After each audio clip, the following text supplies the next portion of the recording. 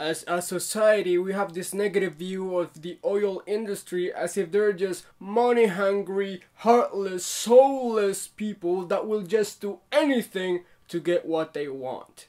And this movie will not change that view.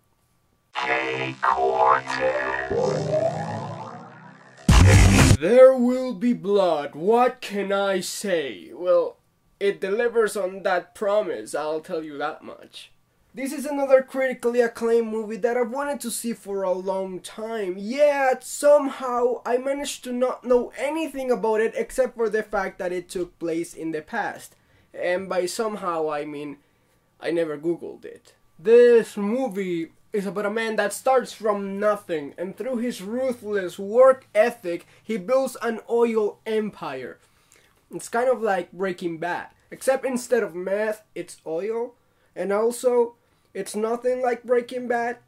I know to some of you this may sound boring, and yeah, for the mainstream audience, it's pretty boring. If you only like fast-paced movies, I guess you can fast forward this movie, and even then it might be slow at times. So I guess just watch a whole other movie, like Sharknado or something. Everything the movie shows and the length it takes to show it is purposeful.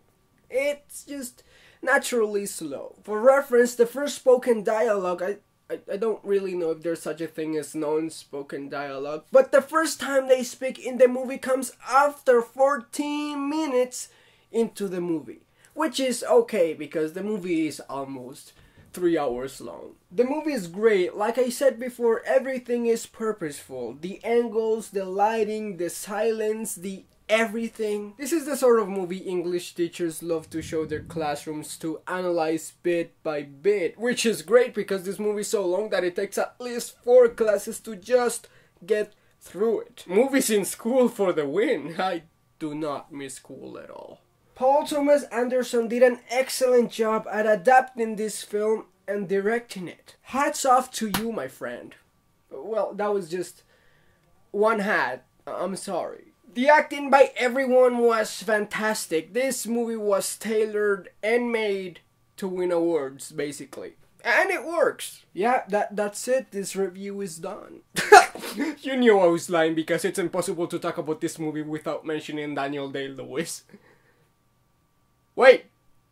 I was kidding! Come back! Double D. Lewis is arguably one of the best actors alive today, if not the best, and this movie shows exactly why we think so. Sometimes it's hard to capture how amazing his acting really is because you feel like he is that character. For example, a gay actor playing a gay character is not as impressive as a straight actor playing a gay guy, and Daniel makes it seem like he is an oilman from the 1900s, so that's why it may not seem that impressive on the surface. But when he really shines is in the baptism scene and the ending. Some actors may play a completely different character, but Daniel manages to smoothly transform while staying true to character. If you know anything about his methods to getting into character, it's a bit scary, but it freaking works! It just works. This movie is like watching a flower grow. It takes a long time to blossom, but at the end of it you have a masterpiece in front of you.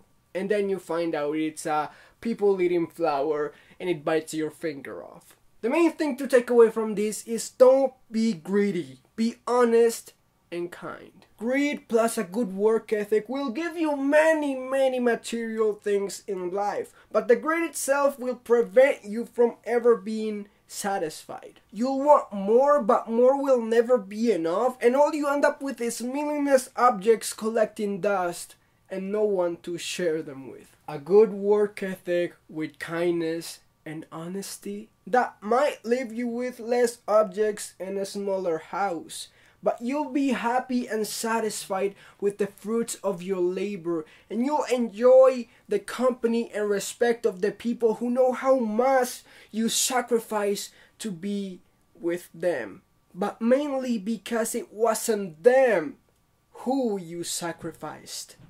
Or you could just buy a lot of lottery tickets, and hopefully one day you'll win. There's some chance that you might. See you later!